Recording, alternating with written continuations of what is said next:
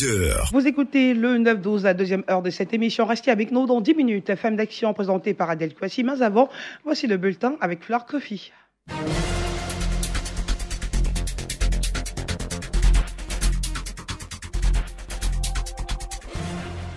Bonjour à tous.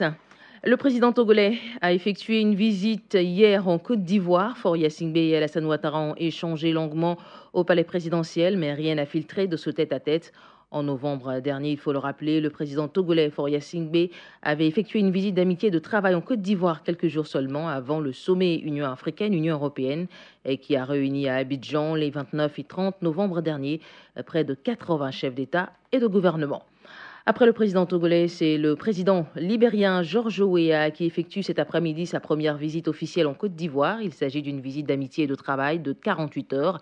Sorti vainqueur des élections présidentielles du 26 décembre dernier, George Weah a entamé une série de visites en dehors de son pays après sa prestation de serment le 22 janvier dernier.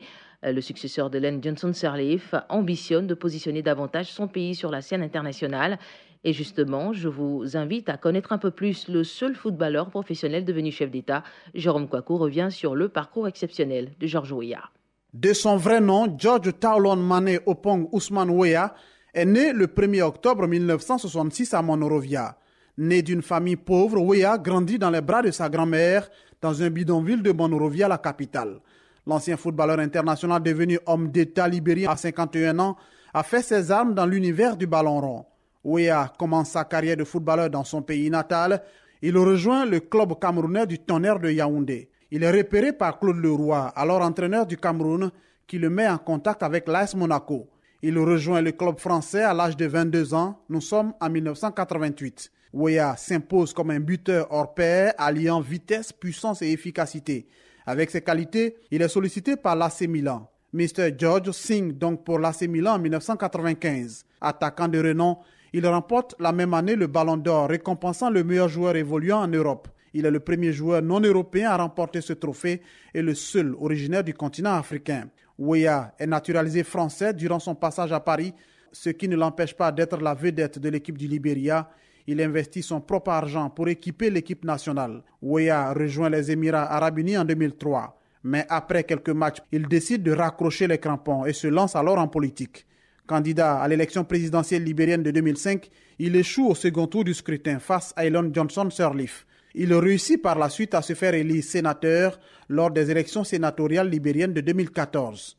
George prend du recul et revient à la charge en 2017 et cette fois, il est élu président de la République au second tour de l'élection présidentielle libérienne avec 61,5% des voix face au vice-président sortant Joseph Boakai. George Weah est marié et père de 4 enfants, dont une fille et 3 garçons. L'ancien footballeur préside aux destinées du Libéria depuis le 22 janvier 2018. Merci à Jérôme Kouakou pour cette belle présentation. Et en prélude à cette visite à Abidjan du président George Weah, le ministre ivoirien de l'Intérieur et de la Sécurité et son homologue libérien ont eu à échanger hier. La rencontre entre Sidiki Diakité et Werner Sirleaf a porté sur le cadre de la coopération transfrontalière développé par la Côte d'Ivoire et le Libéria pour le renforcement et la consolidation de la cohabitation entre les autorités administratives et les populations frontalières ivoiro-libériennes. Fini les vacances. Après 4 mois de repos, les députés ivoiriens ont repris du service. Hier, s'est ouverte la session parlementaire 2018, une cérémonie marquée par le discours d'orientation du président Guillaume Soro. Charles Cablan. Écharpe aux couleurs nationales impeccablement mise en bandoulière, les députés ont effectué leur rentrée solennelle ce mardi.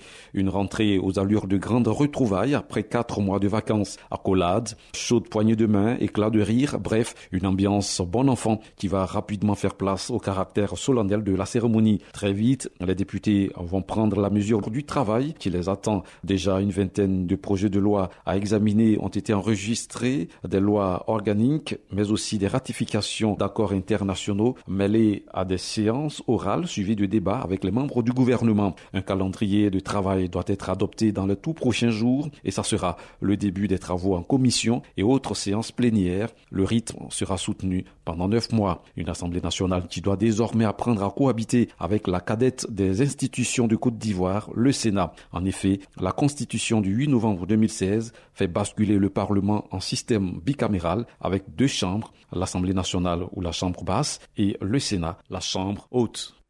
Les députés de Côte d'Ivoire appelés à œuvrer pour la paix, le dialogue et la réconciliation. La cérémonie d'ouverture de la session ordinaire du Parlement s'est tenue hier, je vous le disais, avec pour invité spécial la présidente de la Chambre des députés du Rwanda.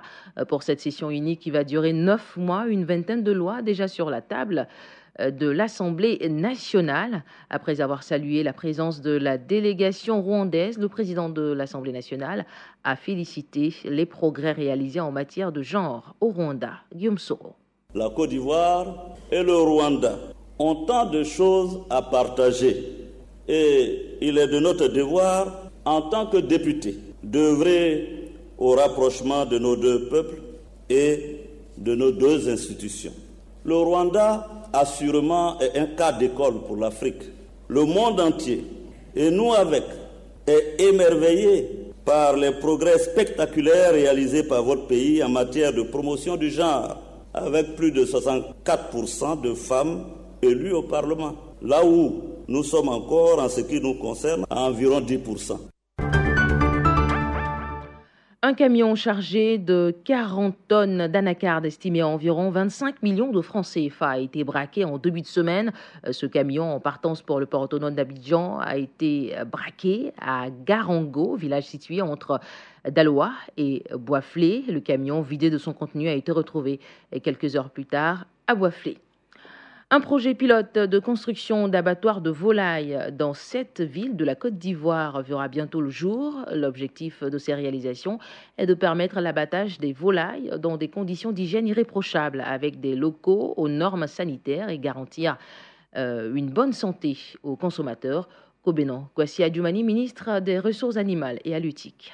Dans le cadre de notre politique de mise en place de normes sanitaires par rapport à la façon d'abattre les poulets, cela n'est pas bien pour le consommateur. Donc nous y avons réfléchi et nous avons décidé de construire 7 abattoirs modernes de volailles. C'est un projet pilote, mais qui va après s'étendre sur l'ensemble des régions de Côte d'Ivoire. Et parmi les 7 régions qui ont été sélectionnées, Bondoukou fait partie.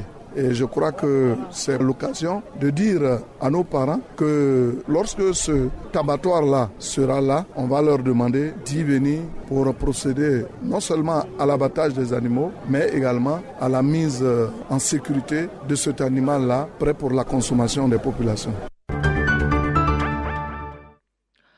Dans le reste de l'actualité, un casque bleu mauritanien a été tué hier lors d'une attaque à Gagbara, dans le centre de la République centrafricaine. 11 autres soldats de la paix ont été blessés.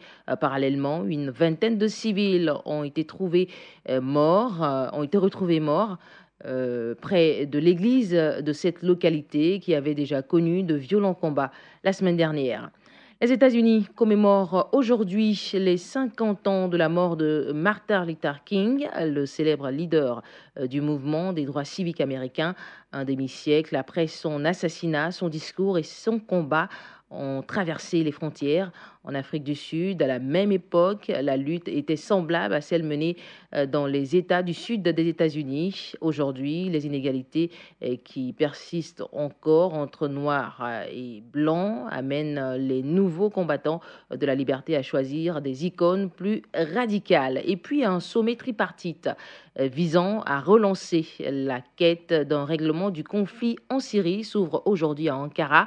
Les chefs d'État russes, iraniens et turcs dont les pays se sont imposés comme les maîtres du jeu doivent se rencontrer pour relancer les recherches d'un règlement. Rappelons que plus de 350 000 personnes sont mortes depuis 2011, date à laquelle a débuté le conflit syrien. C'est la fin de ce bulletin d'information. Prochain point de l'actualité, 11h.